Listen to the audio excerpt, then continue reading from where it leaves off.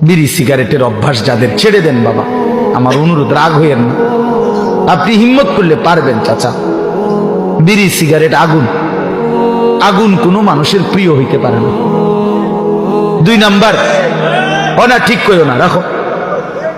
বিড়ি সিগারেট দুর্গন্ধ, দুর্গন্ধ কোনো সুস্থ স্বাভাবিক, পেশাব পায়খানার দুর্গন্ধ কোনো স্বাভাবিক মানুষের প্রিয় হইতে পারে না। ঠিক বিড়ি সিগারেটও দুর্গন্ধ, দুর্গন্ধ কোনো মানুষের, স্বাভাবিক মানুষের কাছে পছন্দনীয় হইতে পারে না। এটা আপনার অসুস্থতা, আপনার এটা অসুস্থতা, আপনার মানসিক বিকৃতি এটা। নাহলে আপনি দুর্গন্ধকে নিয়ে প্রতিনিয়ত নাকে মুখে ঢুকাইতেছেন, আগুনকে প্রতিনিয়ত নাকে মুখে ঢুকাইতেছেন, এটা তো অগ্নি পূজকের চিহ্ন হইতে পারে, ইমানদারের চিহ্ন হইতে পারে।